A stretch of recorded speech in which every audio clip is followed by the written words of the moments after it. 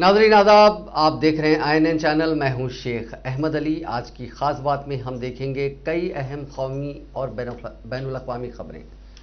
मशरक़ी लद्दाख में गुज़िश्ता 10 माह के दौरान हिंदुस्तान और चीन में एक अहम पेशरफ्त हुई है और पेगोंग झील के जुनूबी और शुमाली अतराफ के दोनों जानिब से फौजियों को एक माहिदे के तहत पीछे हट रहे हैं। वज़ीर दिफा राजनाथ सिंह ने जुमेरात को ऐवान बाला में मशरक़ी लद्दाख में फौजी तातुल से पैदा होने वाली सूरत हाल पर यह बयान दिया। उन्होंने जोर देकर कहा कि हिंदुस्तान ने चीन से हर सतह पर यह वाज़ेह कर दिया है कि वो किसी को भी अपनी सरजमीन का 1 इंच भी नहीं लेने देगा और हमारी फौज मुल्क की खुदमुख्तारी, इत्तेहाद और सालमियत के तहफ़्फ़ुज़ के लिए पूरी तैयारी के साथ महाज़ों पर खड़ी हुई है। राजनाथ सिंह ने कहा कि दोनों फरीकों ने इस बात पर इत्तेफाक किया है कि दो तरफा माहिदों और प्रोटोकॉल के तहत जल्द से जल्द फौजियों को वापस बुला लिया जाना चाहिए। उन्होंने कहा कि चीन भी मुल्क की खुदमुख्तारी के तहफ़्फ़ुज़ के हमारे अज़ाइम से आगाह है और तवक्को की जाती है कि बकिया उमूर को हल करने के लिए चीन हमारे साथ मिलकर काम करेगा।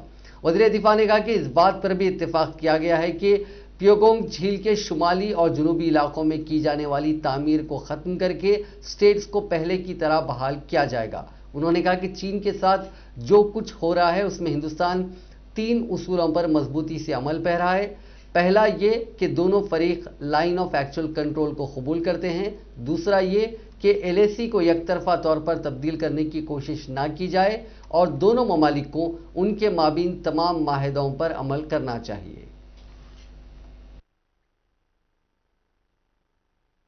भारत के संबंधों पर भी प्रभाव पड़ा है। उच्च स्तर पर चीन के साथ कई बार बातचीत के दौरान, जिसमें मेरे द्वारा चीनी रक्षा मंत्री के साथ पिछले सितंबर की बैठक और मेरे सहयोगी विदेश मंत्री श्री जयशंकर जी की चीनी विदेश मंत्री के साथ तथा हमारे NSA श्री अजीत जी डोभाल की अपने चीनी काउंटर पार्ट के साथ बातचीत शामिल है। हमने यह स्पष्ट कर दिया है सभापति महोदय कि यह अत्यंत आवश्यक है कि LAC के सभी फ्रिक्शन पॉइंट पर डिसएंगेजमेंट किया जाए ताकि पीस एंड ट्रैंक्विलिटी पुनः स्थापित हो सके। सभापति महोदय, पिछले वर्ष मैंने इस सदन को अवगत कराया था कि LAC के आसपास ईस्टर्न लद्दाख में कई फ्रिक्शन एरियाज बन गए हैं। चीन ने बड़ी संख्या में सेना एवं गोला बारूद आदि भी LAC के आसपास तथा उसके पीछे अपने क्षेत्रों में इकट्ठा कर लिया है। हमारे सशस्त्र सेनाओं द्वारा भी भारत की सुरक्षा की दृष्टि से एडिक्वेट तथा इफेक्टिव काउंटर डिप्लॉयमेंट भी किए गए हैं। मुझे यह बताते हुए सभापति महोदय गर्व महसूस हो रहा है कि भारतीय सेनाओं ने इन सभी चुनौतियों का डटकर सामना किया है सभापति महोदय, तथा अपने शौर्य एवं बहादुरी का परिचय पेंगांग त्सो के साउथ एवं नॉर्थ बैंक पर दिया है। सामरिक दृष्टि से महत्वपूर्ण कई क्षेत्रों को चिन्हित कर हमारी सेनाएं कई पहाड़ियों के ऊपर तथा हमारे दृष्टिकोण से उपयुक्त अन्य क्षेत्रों पर भी मौजूद हैं।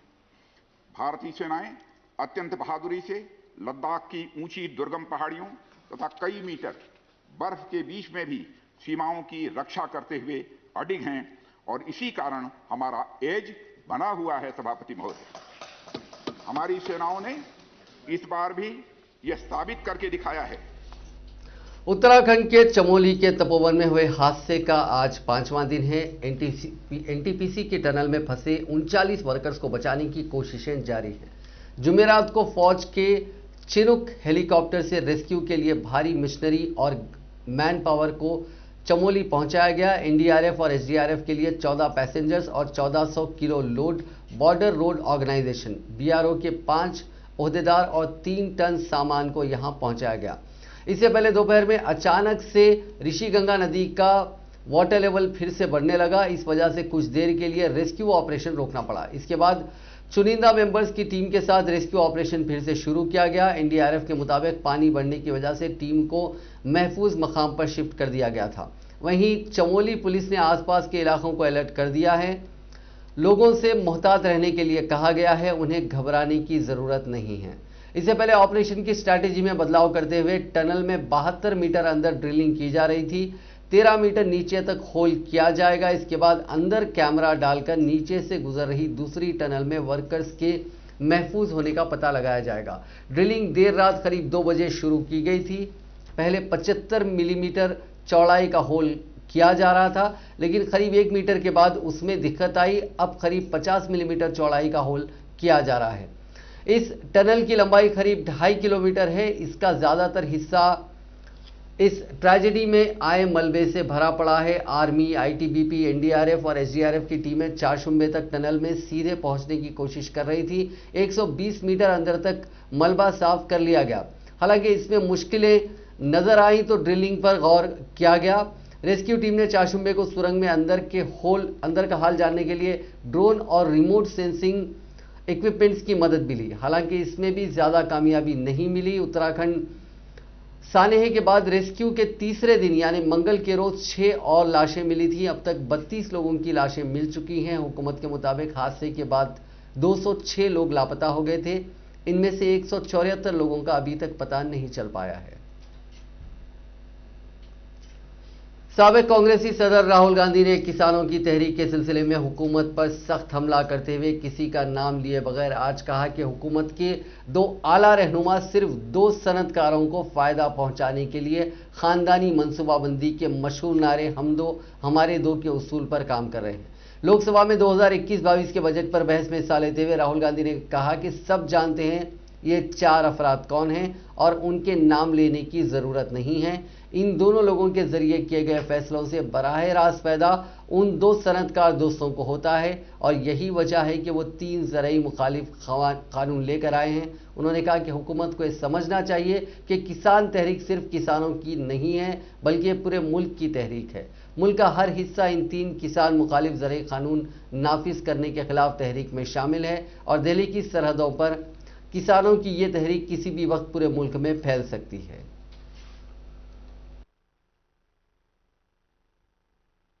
देश में अनलिमिटेड खरीदी होगी तो मंडी में कौन जाएगा? मंडी में कौन जाके खरीदेगा? तो पहले कानून का कंटेंट मंडी को खत्म करने का है। इसका लक्ष्य मंडी को खत्म करने का है। दूसरे कानून का कंटेंट क्या है कि बड़े से बड़े उद्योगपति जितना भी अनाज, जितना भी फल, जितनी भी सब्जी स्टोर करना चाहते हैं वो स्टोर कर सकते हैं। कोई लिमिट नहीं, जितना वो होल्ड करना चाहते हैं कर सकते हैं। दूसरे कानून का कंटेंट एसेंशियल कमोडिटीज एक्ट को खत्म करने का।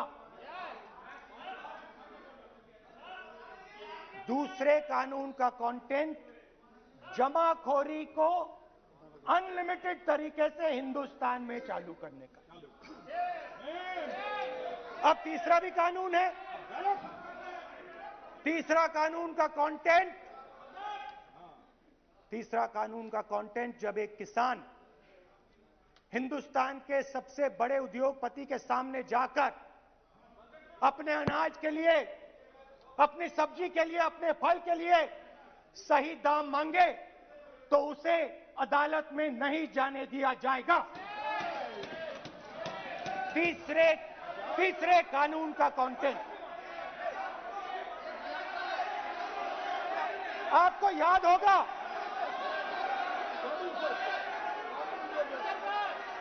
स्पीकर सर,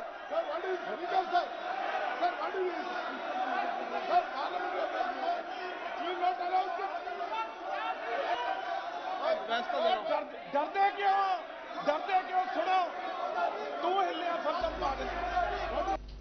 साबिक मरकजी वज़ीर फाइनेंस पी चिदम्बरम ने जुमेरात को कहा कि मरकजी हुकूमत ने 2021-22 की बजट तजवीज़ में गरीबों, बेरोजगारों और एमएसएमई सेक्टर को पूरी तरह से नज़रअंदाज कर दिया है। राज्यसभा में बजट पर बोलते हुए उन्होंने वाज़े लफ्ज़ों में कहा कि सबसे अहल को उनकी किस्मत पर छोड़ दिया गया, यानी गरीब, किसान, महाजिर मजदूर, एमएसएमई सेक्टर, मिडिल क्लास और बेरोजगार। पी चिदम्बरम ने कहा कि कांग्रेस ने बजट को मुस्तरद कर दिया क्योंकि इसमें गरीबों के लिए कुछ भी नहीं था। उन्होंने कहा कि सभी को उम्मीद थी कि थी, लेकिन गरीबों के लिए नगद मुंतकली नहीं हुई। चिदम्बरम ने यह भी कहा कि बजट में दिफाई शोबे का कोई तस्करा नहीं किया गया और इसमें तखमीनी तादाद दुरुस्त नहीं है। साबिक मरकजी वजीर ने अपनी तकरीर के दौरान मजीद कहा कि मरकजी वजीर मालियात ने अपनी तकरीर में दिफा का तस्करा तक नहीं किया, जो हैरत अंगेज है। मैं दिफा के बजट के लिए 2021-22 का अलॉटमेंट 3,47,088 करोड़ रुपए है, जबकि रवा माली साल में तरमीम शुदा इम्कान 3,43,822 करोड़ रुपए है। इसमें सिर्फ 3,266 करोड़ रुपए का इजाफा किया गया है। कांग्रेस लीडर चिदम्बरम ने राज्यसभा में कहा कि साबिक चीफ माशी मुशीर डॉक्टर अरविंद सुब्रमण्यम ने कहा था कि कोविड से पहले ही मुल्क की मईशत आईसीयू में है। नोबेल इनाम याफ्ता अभिजीत बैनर्जी ने भी मुल्क की मईशत को खराब हालत में बताया है। मुल्क की मईशत में 8 तिमाहियों से नरमी जारी है। हुकूमत डिनायल मोड में है, वो मईशत में नरमी की सच्चाई को कबूल नहीं करना चाहती।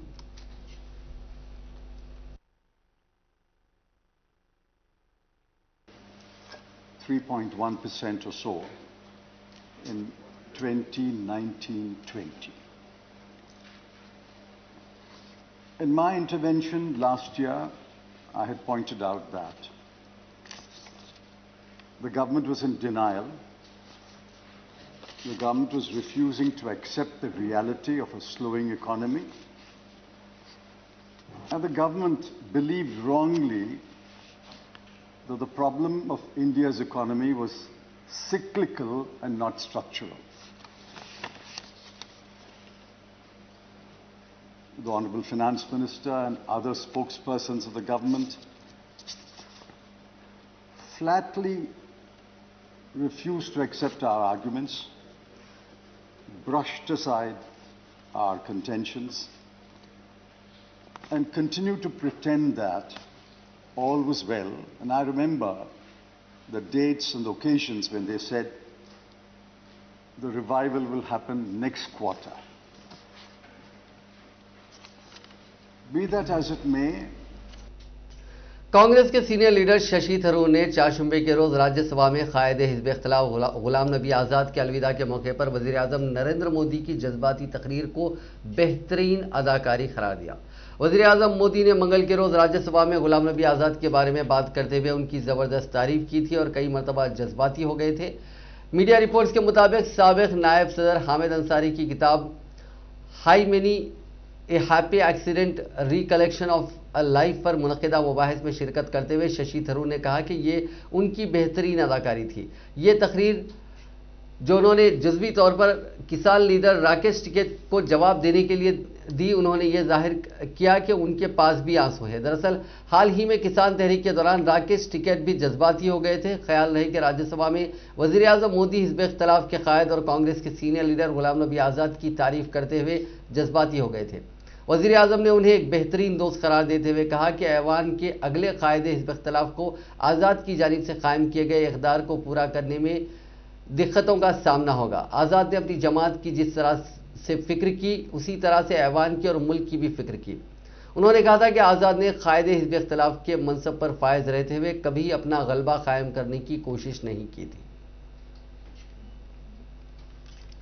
सोशल मीडिया प्लेटफॉर्म के गलत इस्तेमाल से मुतालिक मामलों पर सख्त मौक़िफ़ इख्तियार करते हुए हुकूमत ने आज वाज़े अल्फाज में कहा है कि इन कंपनियों को दोहरे मियार तर्क करके मुल्क के आइन और क़वानीन की मुकम्मल पाबंदी करनी होगी या बसूरत दीगर उनके खिलाफ सख्त कार्रवाई की जाएगी।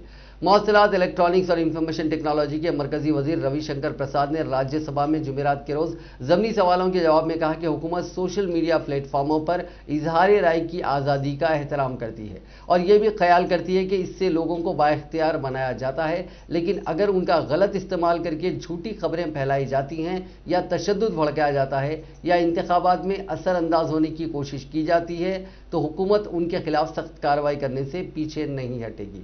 उन्होंने कहा कि ये प्लेटफॉर्म चलाने वाली कंपनियों को गैर जानिबदाराना तौर पर काम करना होगा और मुल्क के कानून के मुताबिक चलना होगा, बसूरत दीगर उनके खिलाफ सख्त इक़दामात किए जाएंगे।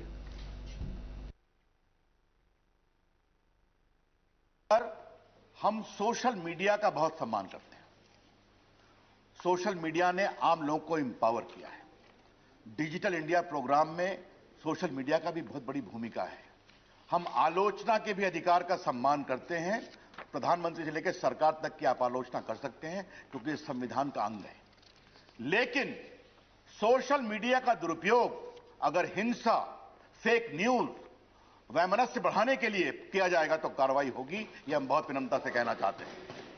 सर, दूसरी बात, हम भारत के चुनाव की प्रक्रिया को बहुत ही आदर से लेते हैं और चुनाव आयोग ने बहुत ही बढ़िया काम किया है। अगर सोशल मीडिया का दुरुपयोग करके कोई चुनाव को भ्रष्टाचार से प्रभावित करने की कोशिश करेगा तो सख्त कार्रवाई की जाएगी, यह भी हम कहना चाहते हैं। और उसमें चुनाव आयोग के साथ साथ सरकारें भी काम करेंगी। जहां तक आप फेक न्यूज का सवाल है सर, मित्रवर प्रकाश जी यहां बैठे हुए हैं सर, एक फेक न्यूज को बस्ट करने का हमने प्लेटफॉर्म बनाया हुआ है और जो फेक न्यूज डालते हैं तुरंत उसका करेक्शन भी यहीं आ जाता है। तो आज इस सदन के पटल से, चाहे वो ट्विटर हो, चाहे वो फेसबुक हो, चाहे वो लिंक्डइन हो या कोई हो या व्हाट्सएप हो, मैं विनम्रता से आग्रह करूंगा, भारत में आप काम करिए, आपके करोड़ों फॉलोअर हैं।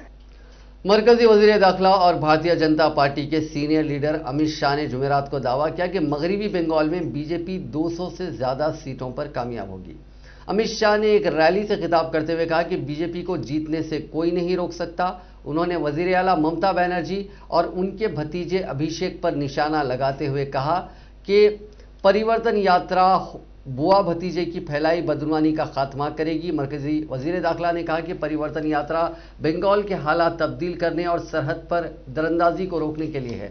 हम एक ऐसी रियासत बनाएंगे जहां एक चिड़िया भी सरहद पार नहीं कर पाएगी। अमित शाह ने कहा कि जब इलेक्शन खत्म होगा तब ममता बनर्जी जय श्री राम का नारा लगाएंगी। उन्होंने कहा कि जय श्री राम का नारा ममता बनर्जी को कहें तो लगता है वो इससे नाराज हो जाती है। इतने सारे लोग फख्र से ये नारा लगाते हैं, आप इस नारे से तौहीन क्यों महसूस करती हैं?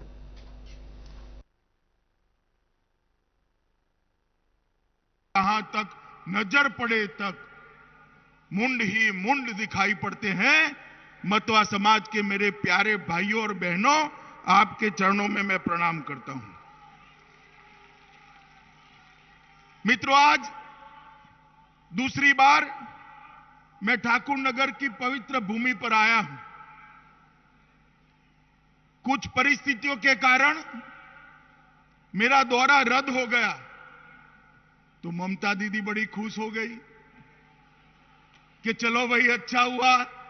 अरे ममता दीदी, अभी बहुत देर है, अप्रैल तक मैं बार बार ठाकुरवाड़ी आऊंगा, जब तक आप चुनाव नहीं हारती तब तक आऊंगा। उनको लगा कि अब दौरा रद्द हो गया, समाप्त हो गया। कुछ समाप्त नहीं हो रहा है दीदी, आज तो शुरू होने जा रहा है। वो समझ लो आप, ये मतवा समाज की जो भीड़, यहां पर लोग, यहां पर माताएं, बहनें, भाई यहां पर एकत्रित आए हैं, वो बताता है कि पश्चिम बंगाल में अगली सरकार भारतीय जनता पार्टी की सरकार बनने जा रही है। मैंने हमारे भाई शांतनु ठाकुर से वादा किया था कि मैं जरूर आऊंगा और ये सीए के लिए जो भ्रांति फैलाते हैं उनको कठोर जवाब अपने मुंह से मैं दूंगा, मैं जरूर आऊंगा। इसलिए आज मैं श्री हरिचंद ठाकुर, गुरुचंद ठाकुर, प्रथम रंजन ठाकुर और बोरो मां की इस पावन भूमि में आप सबको प्रणाम करने के लिए आया हूं। मित्रों, मैंने इन सभी महानायकों का जो नाम दिया, बोरो मां का नाम दिया, उन्होंने एक बहुत बड़ा आंदोलन समग्र बंगाल में और उसका संदेश समग्र देश में पहुंचा। वंचित, पीड़ित, शोषित, दलित समाज को समानता, शिक्षा और समृद्धि के रास्ते पर ले जाने का आंदोलन। और मैं आज मन से ये महान आत्माओं को प्रणाम करता हूं कि उन्हीं के कारण आज विस्थापित होकर शरणार्थी के रूप में आया हुआ ये समाज सम्मान के साथ भारत में अपना स्थान बनाकर जी रहा है। यही भूमि है जिसने विभूति भूषण बंदोपाध्याय, वजीर आला मगरबी बंगाल ममता बनर्जी ने जुमेरात को दावा किया कि दीगर रियासतों की बनिस्बत वहां अमन व अमान की सूरत हाल बेहतर है। ममता बनर्जी मालदा से लौटने के दौरान मुर्शिदाबाद में थोड़ी देर के लिए ठहरी थी। उन्होंने प्रेस कॉन्फ्रेंस के दौरान कहा कि मुर्शिदाबाद में अमन अमान की सूरत हाल में बेहतरी आई है और अब सब कुछ काबू में है। वजीर आला ने मगरबी बंगाल में वजीर दाखिला अमित शाह के दौरे के ताल्लुक से पूछे गए सवाल पर कहा कि किसी भी पार्टी का कोई भी लीडर अपने सियासी प्रोग्राम के पेश नज़र रियासत का सफर कर सकता है। ममता बनर्जी ने कलकत्ता लौटने से कबल मुर्शिदाबाद के जिले magistrate Jagdish Prasad Meena, SP K Subri Rajkumar, Jangipur के police superintendent Y Raghuvanshi, Murshidabad range के डीआईजी और दीगर अफसरान के साथ एक मीटिंग की और अहम उमूर पर तबादला ख्याल किया। सहारनपुर में गुज़िश्ता रोज कामयाब किसान महापंचायत में बड़े जमे गफीर से खिताब करने के एक दिन बाद आज कांग्रेस की जनरल सेक्रेटरी प्रियंका गांधी इलाहाबाद यानी जो फिलहाल प्रयागराज का जो बन चुका है प्रयागराज का दौरा किया। प्रियंका गांधी उन्होंने मौनी अमावस के मौके पर संगम में डुबकी लगाई और मकामी लोगों से तबादला ख्याल किया। अपने दौरे के दौरान प्रियंका गांधी आनंद भवन भी गई। मौनी अमावस का दिन हिंदू मजहब में खास अहमियत का हामिल होता है और इस दिन खैरात की जाती है और गंगा में स्नान किया जाता है। यही वजह है कि प्रियंका गांधी ने अपने दौरे के लिए इस दिन का इंतखाब किया है। प्रियंका गांधी सुबह 10 बजे बामरोली एयरपोर्ट पहुंची, वहीं से शाम 3 बजे उनकी वापसी हुई। गुज़िश्ता रोज प्रियंका गांधी ने सहारनपुर में होने वाली किसान महापंचायत में शिरकत की थी और मरकजी हुकूमत पर निशाना लगाया था। प्रियंका गांधी ने वजीर आजम मोदी पर हमला करते हुए कहा था कि 56 इंच के सीने में छोटा सा दिल है और वो भी चंद कारोबारियों के लिए धड़कता है। उन्होंने मजीद कहा था कि जब कांग्रेस बरसरे इख्तिदार होगी तो तीनों ज़रई क़वानीन को मनसूख कर दिया जाएगा।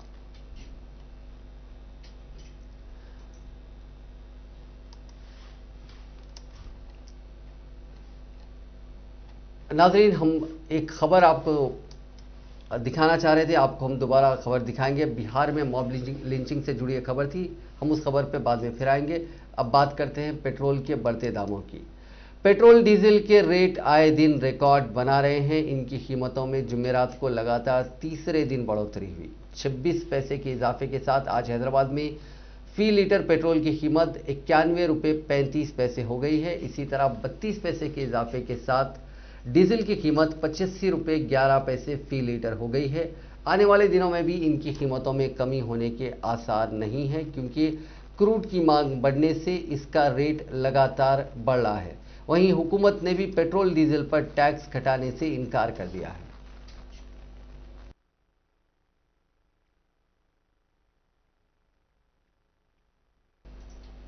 अयोध्या में श्री राम जन्मभूमि पर बनने वाले मंदिर के लिए 15 फीट बुनियाद की खुदाई हो चुकी है। इधर मंदिर की तामीर के लिए निधि संकल्प संग्रह अभियान के तहत 15 जनवरी से अब तक 27 दिनों में करीब 1000 करोड़ रुपए के चेक ट्रस्ट के खाते में जमा कराए जा चुके हैं। वहीं पैसा इकट्ठा करने वाली 37,000 वर्कर्स की टीम के पास भी बड़ी तादाद में चेक रखे हुए हैं। बैंकों के हेड ऑफिस से इन चेकों को जमा कराने का इंतजाम किया जा रहा है।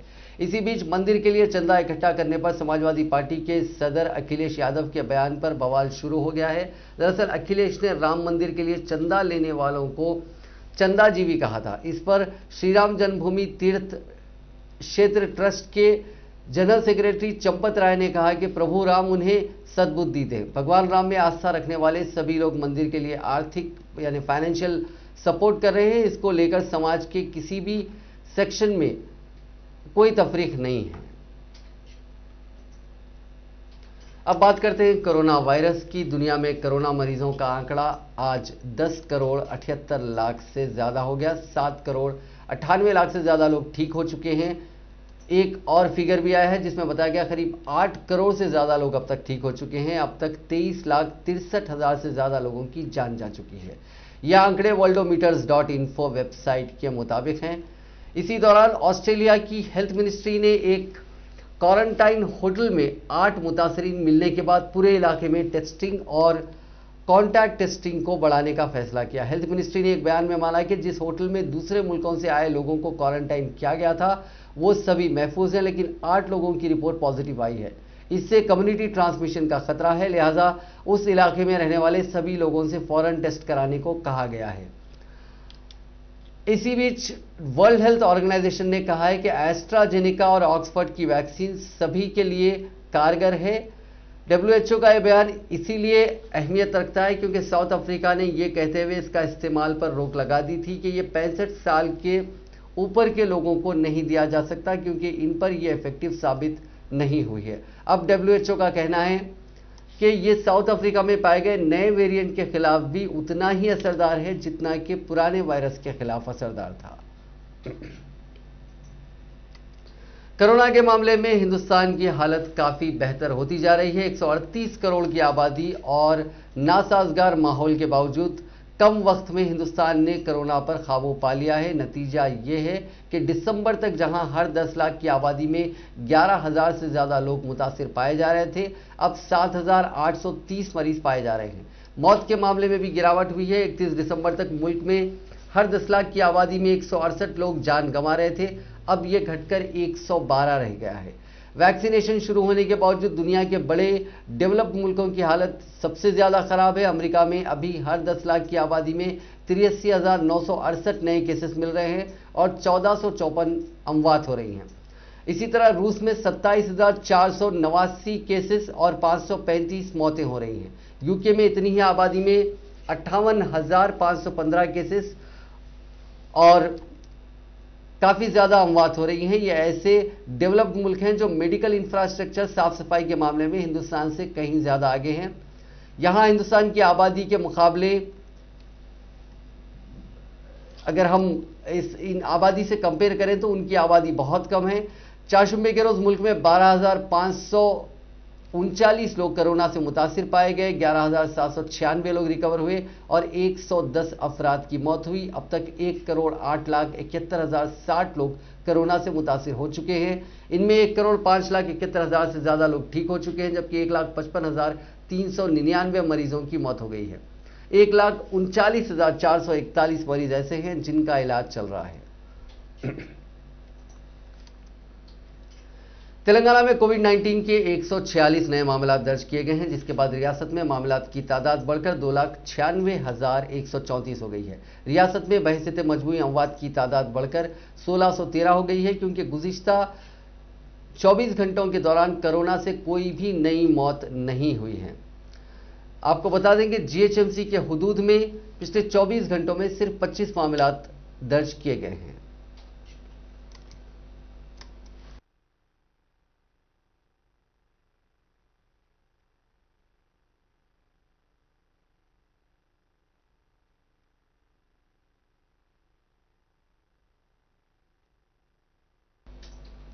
पुणे क्राइम ब्रांच ने एक ऐसा इंटरस्टेट गिरोह का खुलासा किया है जिसमें शामिल खवातीन नकली शादियां करके लोगों को लूटती थीं। इस गिरोह की 9 खवातीन और 2 मर्दों को पुलिस ने गिरफ्तार किया है। कुछ दीगर की तलाश भी है। उन्होंने महाराष्ट्र, गुजरात और कर्नाटक में 50 से ज्यादा खानदानों में शादी की और उनके गहने, पैसे, कीमती सामान लूटकर फरार हो गए। क्राइम ब्रांच की टीम ने जिन खवातीन को पकड़ा है उनकी उम्र 22 से 35 साल के बीच है। पुलिस का मानना है कि ये गिरोह की 12 से ज्यादा खवातीन अभी फरार हैं। इस गिरोह ने शादी के नाम पर नासिक, पुणे, शोलापुर, गुलबर्गा, वापी और कोल्हापुर में लोगों को लूटा है। पुणे रूरल पुलिस की जो मकामी विंग है, क्राइम विंग है, उसने इस गिरोह का पर्दाफाश किया है। उससे इन्होंने 2.5 लाख रुपए लूटने के मामले में जांच शुरू की थी। एक मुतासिर ने बताया कि ज्योति पटेल, जिसकी उम्र 35 साल है, करीब 1 महीना पहले उनसे मिली थी और खुद को बेसहारा और गरीब बताकर शादी की पेशकश की। उन्होंने जनवरी के तीसरे हफ्ते में शादी कर ली। पिछले हफ्ते उस मुतासिरा खानदान ने लूट की शिकायत दर्ज कराई थी। उस शिकायत के बाद बाज़ाब्ता जांच शुरू हुई तो पता चला कि ऐसे कई और खानदान हैं जिनको इन लुटेरी दुल्हनों ने काफी नुकसान पहुंचाया है।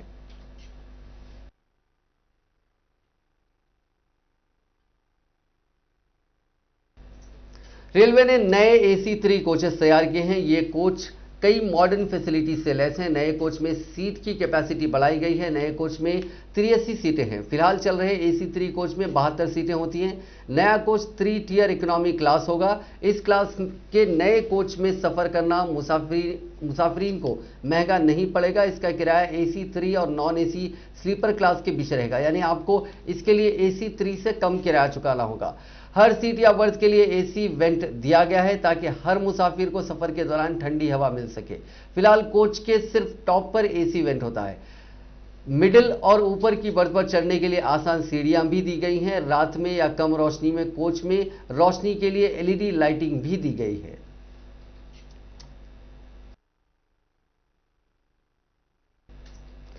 नाजरीन, आज की खास बात में बस इतना ही। आपसे कल मुलाकात होगी नई खबरों के साथ, नए एनालिसिस के साथ। फिलहाल दीजिए इजाजत। खुदा हाफिज।